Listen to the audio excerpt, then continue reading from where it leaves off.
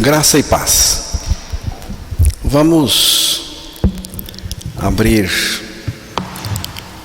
a Escritura no livro dos Salmos, Salmo 124. Preste bem atenção na leitura, porque é um precioso salmo. Um momento muito difícil em que Davi estava passando, e também o seu povo. Ele escreveu o salmo aí, que nós vamos ouvir agora. Não fosse o Senhor que esteve ao nosso lado, Israel que o diga. Não fosse o Senhor que esteve ao nosso lado, quando os homens se levantaram contra nós e nos teriam engolido vivos. Quando a sua ira se acendeu contra nós, as águas nos teriam submergido e sobre a nossa alma teria passado a torrente. Águas impetuosas teriam passado sobre a nossa alma. Bendito o Senhor que não nos deu por presa aos dentes deles. Salvou-se a nossa alma como um pássaro do laço dos passarinheiros. Quebrou-se o laço e nós nos vimos livres. O nosso socorro está em nome do Senhor, Criador do céu e da terra. Que Deus revele a sua palavra aos nossos corações. Não fosse o Senhor que esteve ao nosso lado, Israel que o diga. Não fosse o Senhor que esteve ao nosso lado quando os homens se levantaram contra nós. Eles nos teriam engolido vivos com a sua ira ardente contra nós. As águas violentas de sua fúria nos teriam encoberto, nos afogado. Bendito o Senhor, que não nos deu por presa aos dentes deles. Louvado seja o Senhor que nos salvou, que quebrou os laços e armadilhas, e estamos livres. O nosso socorro está no nome do Senhor, vem do Senhor que fez os céus e a terra. Se não fosse o Senhor.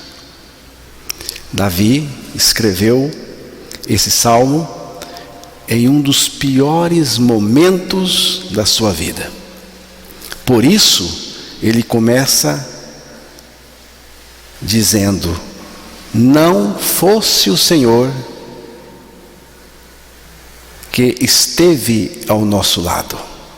Ao dizer isso, irmãos, está reconhecendo que só houve vitória por causa da intervenção do Senhor em seu favor e também do seu povo.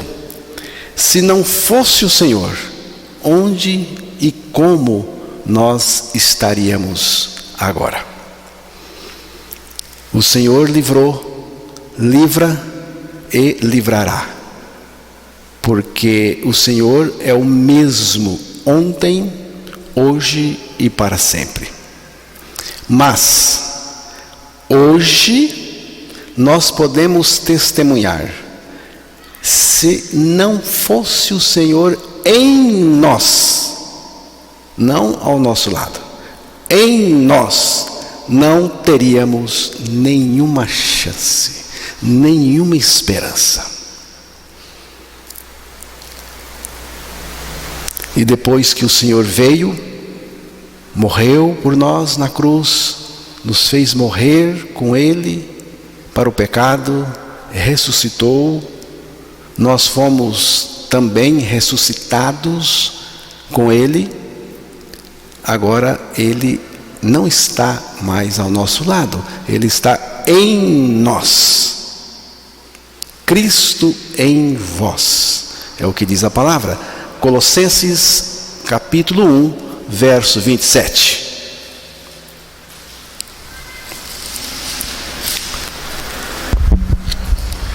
aos quais Deus quis dar a conhecer qual seja a riqueza da glória desse mistério entre os gentios, isto é, Cristo em vós, a esperança da glória. Cristo em vós, Cristo em vocês, Cristo no nosso interior. Ele esteve conosco, mas agora Ele está em nós, vivendo a sua vida justa e santa. Já estou crucificado com Cristo, vivo não mais eu, mas Cristo vive em mim. Ele agora está nos seus, no seu povo, e isso, irmãos, faz toda a diferença. Será que podemos obter vitória sobre este mundo que jaz no maligno? Jaz é uma palavra que dá a ideia de alguém estirado aí. É o que se escreve nas sepulturas. Escreve lá em uma tabuleta: aqui jaz. Este mundo que jaz no maligno está estirado, entregue ao maligno. Será que podemos obter vitória contra este mundo, suas tentações? Sim, podemos. Podemos sim. Podemos não porque temos algum poder próprio, mas porque aquele que venceu o pecado, o diabo, a morte e o mundo e todas as coisas, está agora em nós, vivendo. Ele nos guarda do pecado e nos livra dele em todas as situações e circunstâncias. Quem promete isso a nós é Deus. É Deus que promete. Portanto, a capacidade não está em nós, mas naquele que prometeu, naquele que vive em todo aquele que já nasceu de novo. Cristo é o poder que derrota as nossas tentações e provações, e são muitas, e somos tentados e provados quase que o tempo todo. Mas, seja qual for o adversário que tivermos de enfrentar, diante do poderoso Senhor Jesus Cristo que está em nós, que é a nossa vida, é a nossa vitória, tal inimigo, tal adversário é totalmente impotente. Impotente contra Cristo. Cristo venceu no mundo, venceu na cruz, venceu na ressurreição, e agora Ele vive em mim, Ele vive em nós, a totalidade da sua vitória. Cristo é a nossa única e fiel esperança. Gosto muito do Salmo 16, versículo 5.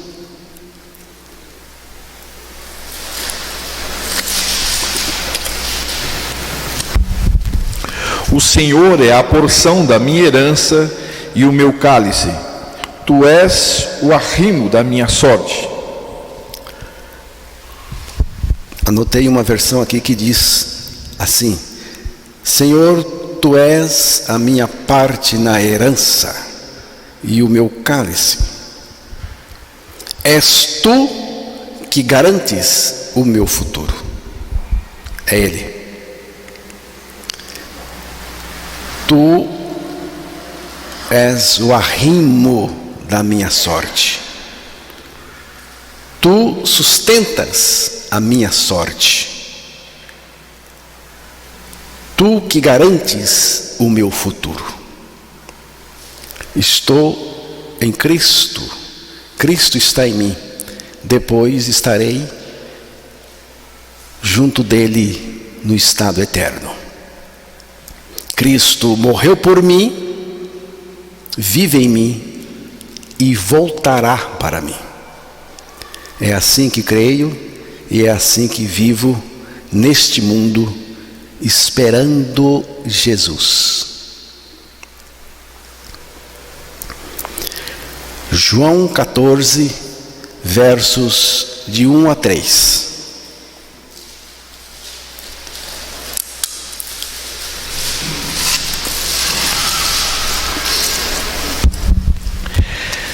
Não se turbe o vosso coração. Credes em Deus, crede também em mim. Na casa de meu pai há muitas moradas. Se assim não fora, eu vou-lo teria dito, pois vou preparar-vos lugar. E quando eu for e vos preparar lugar, voltarei e vos receberei para mim mesmo, para que onde eu estou, estejais vós também. Jesus orienta os seus discípulos, não ao mundo. Aqui ele está falando com os seus íntimos, com os seus discípulos. E Jesus orienta dizendo o seguinte: que o coração de vocês não fique angustiado, preocupado, torturado, agitado, ofuscado, ensombrado com as coisas preocupantes deste mundo. Como o vento e a chuva turbam a calma do lago, assim os temporais deste mundo agitam os corações das pessoas. Mas Jesus não quer isso com a gente, Ele não quer que isso aconteça com a gente. Ele diz: creiam em Deus, creiam em mim também, em mim, para dentro de mim, creiam em mim. Na casa de meu pai há muitas moradas, há muitos aposentos. Vou preparar-lhes lugar, mas voltarei, é a promessa, e os levarei para mim, para que vocês estejam onde eu estiver.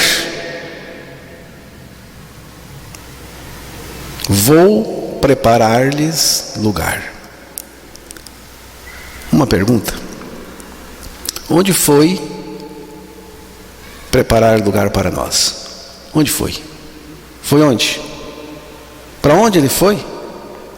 E nesse lugar, ele iria preparar um lugar para nós, uma morada, um aposento, na casa do Pai.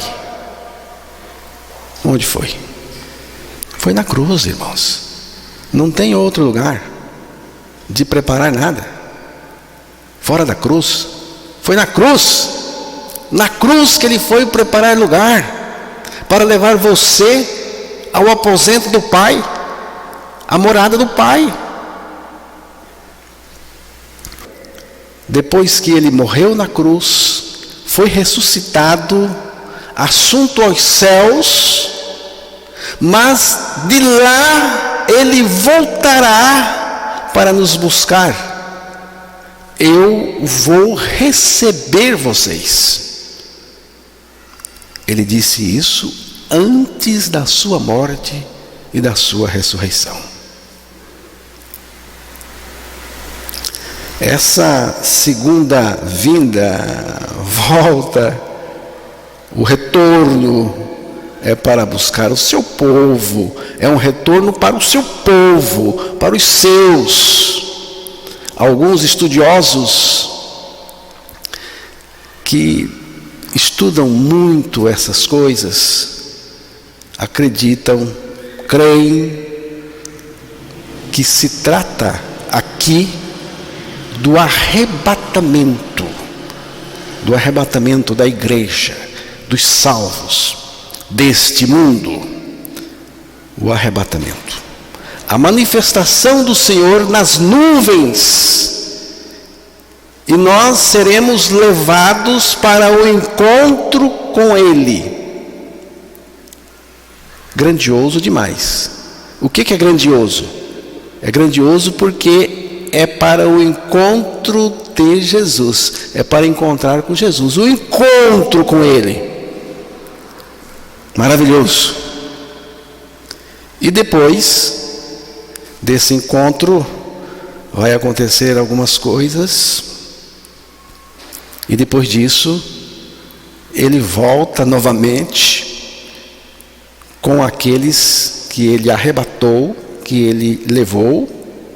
Aí Ele vem para a terra, vem para estabelecer o seu reino aqui na terra. Irmãos, o livro do Apocalipse é interpretado de 4 maneiras diferentes, pelo menos 4 maneiras diferentes. A primeira maneira é a maneira não literal ou alegórica. Essa corrente de pensamento considera o livro do Apocalipse como uma grande alegoria, que vai muito além do simbolismo natural encontrado no livro. É uma maneira de pensar. A segunda maneira é a maneira preterista, chamada assim, preterista, significa do passado. Essa abordagem sustenta que o Apocalipse é um registro do enfrentamento da igreja primitiva com o judaísmo e o paganismo. Essa corrente se divide em preterista total e parcial. A terceira corrente é histórica. A maneira histórica considera o livro do Apocalipse como uma representação simbólica da história da igreja, culminando no segundo advento dele. E tem uma quarta. A quarta maneira de olhar para o livro do Apocalipse, principalmente a partir do capítulo 4, é a maneira futurista. Esta abordagem considera o Apocalipse do capítulo 4, como eu disse, em diante, como algo futurista. Apocalipse 1, verso 19. Vamos dar uma olhada aí.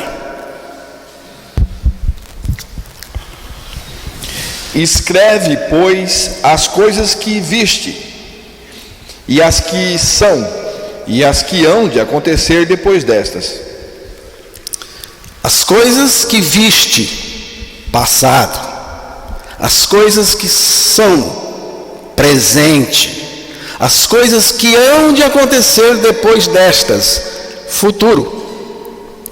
Parece que o livro do Apocalipse está dividido em coisas que aconteceu, acontecendo e acontecerá. O capítulo 1, irmãos, tem a ver com as coisas que viste, perto do ano 90 depois de Cristo, mais ou menos. João está descrevendo uma visão que ele teve da pessoa de Cristo e da sua obra. É o que aconteceu. O capítulo 2 e 3 está falando das igrejas: Éfeso, Esmirna, Pérgamo, Tiatira, Sardes, Filadélfia e Laodiceia. As igrejas que estavam naquela época, as coisas que são. Há também uma interpretação que diz que essas igrejas também representam os períodos da história da igreja neste mundo. Aí, do capítulo 4 em diante, temos João sendo arrebatado, levado da terra para o céu, e agora ele passa a olhar as coisas de cima para baixo. Ele agora está observando as coisas de cima para baixo, as coisas que acontecerão. Futurismo.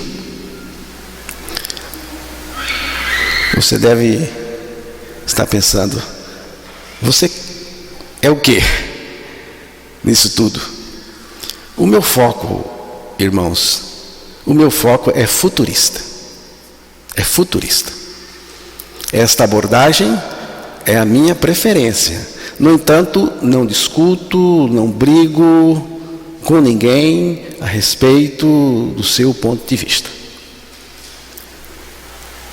O que eu quero mesmo dizer aos irmãos hoje é que Jesus Cristo vai voltar.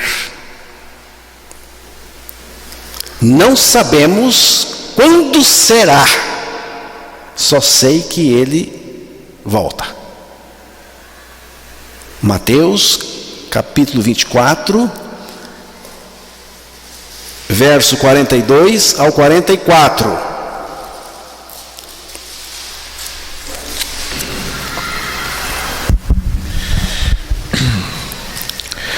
Portanto, vigiai, porque não sabeis em que dia vem o Senhor. Mas considerai isto: se o pai de família soubesse a que hora viria o ladrão, vigiaria e não deixaria que fosse arrombada a sua casa.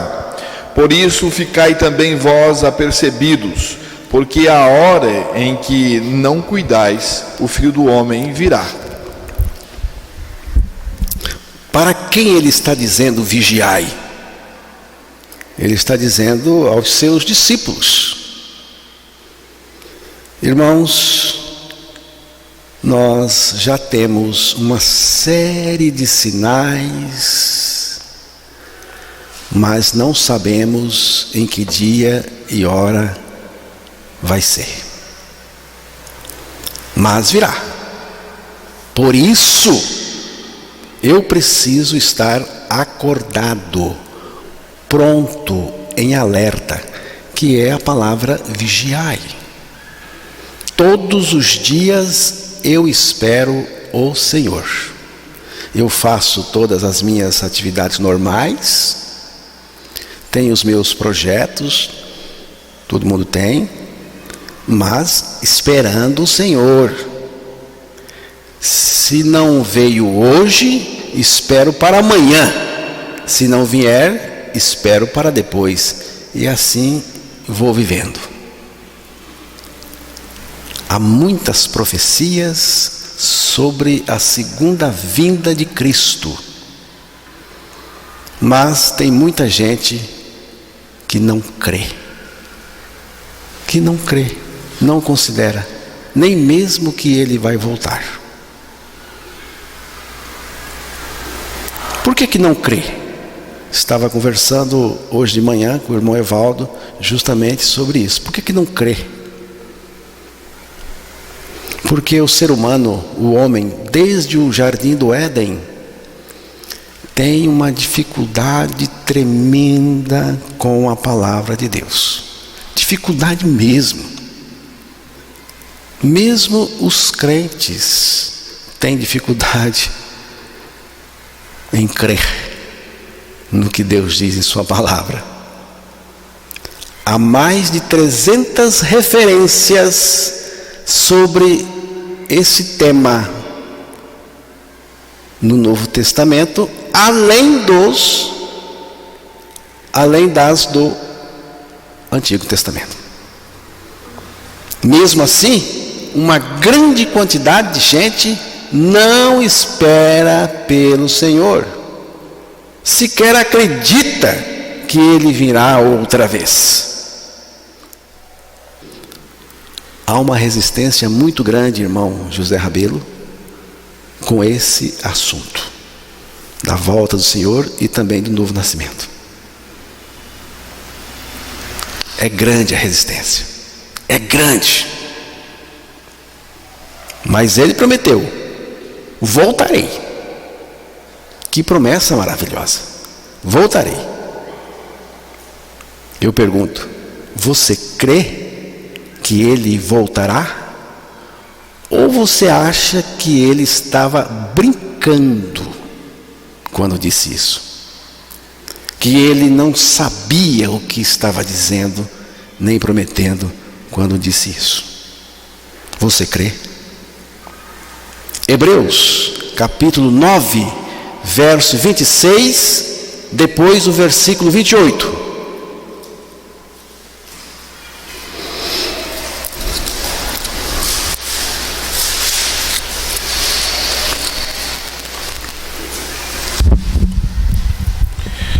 Ora, neste caso seria necessário que ele tivesse sofrido muitas vezes desde a fundação do mundo.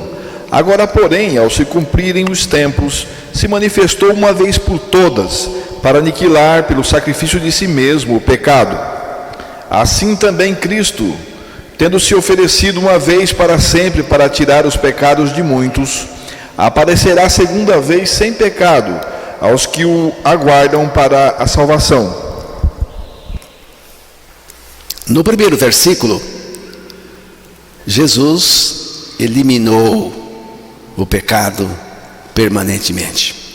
Diz aí uma palavra de destruição mesmo, né?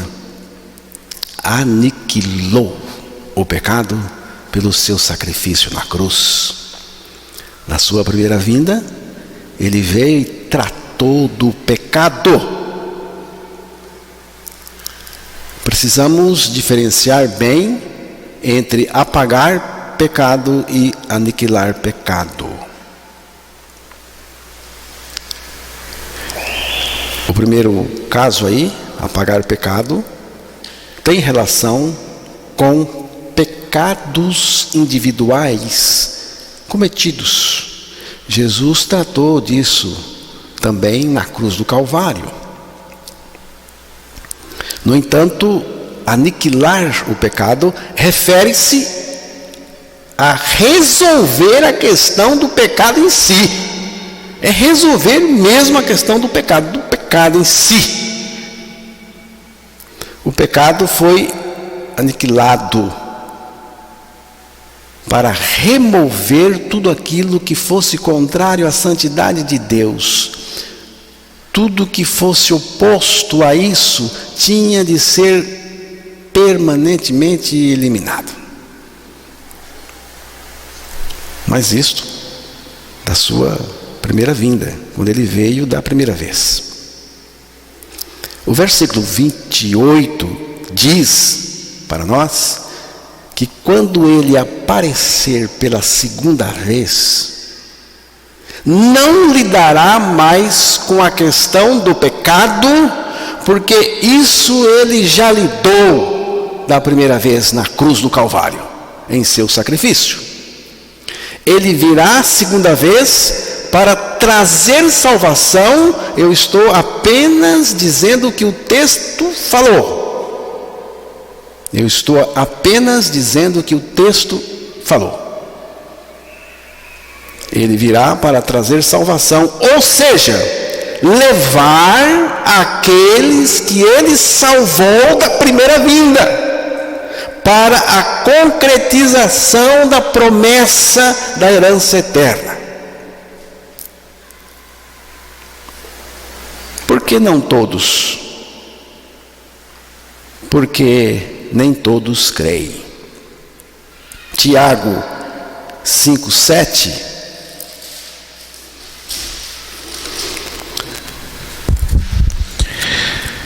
Sede, pois, irmãos, pacientes, até a vinda do Senhor. Eis que o lavrador aguarda com paciência o precioso fruto da terra, até receber as primeiras e as últimas chuvas. Sede, pois, irmãos, pacientes. Está falando da vinda do Senhor, pacientes até a vinda do Senhor. Eis que o lavrador aguarda com paciência o precioso fruto da terra, até receber as primeiras e as últimas chuvas. O Senhor vai voltar, irmãos, o Senhor vai voltar. Estou aqui hoje para dizer isso aos irmãos. Se só falasse isso e fosse embora, já tinha falado tantas coisas, tudo para os irmãos. O Senhor vai voltar e eu preciso estar preparado. Irmão José Rabelo, Marta, Evaldo, Vilma, demais irmãos, Eduardo, Gabriel, Jesus vai voltar. Fique alerta, fique ligado. O que significa estar preparado para esse momento? Significa nascer de novo. Significa você estar nascido de novo. Como é que se nasce de novo? Nasce de novo crendo a sua morte e ressurreição em Cristo. Mateus 25, verso 10. Vamos ouvir aí na sua versão, depois eu vou ler aqui outra versão também.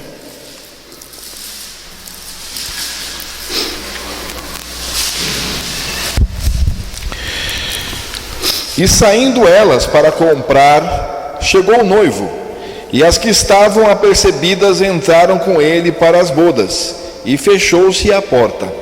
As que estavam apercebidas, atentas, alertas, vigilantes. Não ficou na hora não, já vinha assim. A versão que eu vou ler aqui para os irmãos diz assim: e as que estavam preparadas, não é se preparando, é preparadas, entraram com ele para as bodas. A questão, irmãos, não é se preparar, mas estar preparado para o nosso encontro com o Senhor. Você tem que estar nascido de novo. É o preparo. Não é alguma coisa que eu faço, não. Porque se for alguma coisa que eu faço, ninguém vai encontrar com ele, ninguém sobe, ninguém vai, porque ninguém merece. Ninguém tem essa condição. Aqui é ele que nos prepara, é o novo nascimento. Você está certo do seu novo nascimento? Você já nasceu de novo? Tem certeza? Está seguro? Você está preparado? Uma senhora foi visitar uma pessoa e, chegando à sua casa, foi recebida pela criada, a doméstica, que lhe informou que o seu patrão e esposa estavam viajando, de viagem. A visitante, ao ver a mesa posta para a refeição e a casa limpa e bem arrumada, perguntou: então a sua patroa vem hoje? A criada lhe respondeu: não sei, senhora, não sei qual o dia nem a hora da sua volta, porém conservo tudo pronto, a mesa posta, os pratos, talheres, a água, a casa limpa. Conservo tudo pronto para a sua chegada a qualquer momento. A hora que chegar, encontra pronto. É exatamente como nós temos que estar para o momento da chegada do Senhor, preparados, limpos e em ordem. Por isso, irmãos, cada dia é de maior importância para aqueles que verdadeiramente aguardam pelo Senhor. Mas o Senhor também não quer que os seus discípulos estejam preocupados, nervosos, inquietos por causa desta vida aqui no mundo, dos acontecimentos. Ele quer que estejamos preparados espiritualmente falando, enquanto cumprirmos os nossos deveres cotidianos. Primeira carta aos Tessalonicenses, capítulo 4, verso 13 ao 18.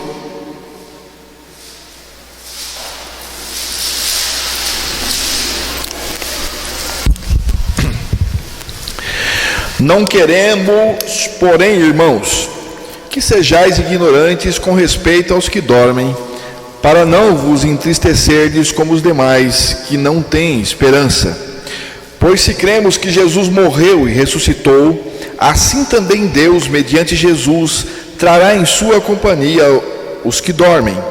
Ora, ainda vos declaramos por palavra do Senhor isto: nós os vivos, os que ficarmos até a vinda do Senhor, de modo algum precederemos os que dormem. Porquanto o Senhor mesmo, dada a sua palavra de ordem, ouvida a voz do arcanjo e ressoada a trombeta de Deus, descerá dos céus, e os mortos em Cristo ressuscitarão primeiro. Depois nós, os vivos, os que ficarmos, seremos arrebatados juntamente com eles entre nuvens, para o encontro do Senhor nos ares, e assim estaremos para sempre com o Senhor. Consolai-vos, pois, uns aos outros com essas palavras. Nós temos a esperança, segundo o texto.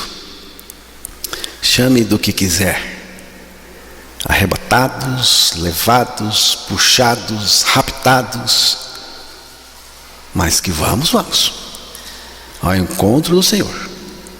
Temos a certeza, temos a garantia, temos a esperança, nós temos a sua promessa. Esperamos novos céus e nova terra, nos quais vai ter justiça. Porque agora não tem. Portanto, é o meu pedido: não gaste suas energias para compreender o sistema deste mundo, mas use todo o seu empenho para esperar pelo Senhor e ter o seu coração totalmente dependente dele. É aí que está a nossa segurança e também o nosso consolo, porque o texto disse: consolai-vos uns aos outros com essas palavras. Não é um diabo, um Satanás, não é um anticristo, nem os poderosos deste mundo que vão impedir isso, que vão impedir a volta do Senhor. Voltarei, foi a sua promessa para nós. Irmãos, há um temor generalizado no mundo hoje por causa desse vírus terrível, de consequências terríveis. Além disso, os ecossistemas do mundo estão em colapso e já faz tempo, não é de agora não. As profecias estão se cumprindo diante dos nossos olhos. Há algo na atmosfera espiritual que nos deixa em estado de alerta total, como que se a luz vermelha estivesse para se acender. Digo aos irmãos o seguinte: as previsões para o futuro próximo deste mundo não são as melhores. Mas temos boa notícia, que vem de Jesus para o seu povo neste mundo. Ao ver essas coisas começarem a surgir, ele falou: se encha de júbilo, levante a cabeça, olhe para cima, a sua redenção se aproxima. Está muito perto a minha volta. Essa é a boa notícia. Enquanto permanecermos olhando para os eventos macabros deste mundo, iremos inevitavelmente nos apavorar, nos acabrunhar. Mas, quando olhamos os mesmos acontecimentos sob a ótica da bendita esperança do retorno de Jesus, nossa fé se fortalece, nossos ânimos são revigorados. Se não fosse o Senhor, pense, se não fosse o Senhor, o que seria de nós?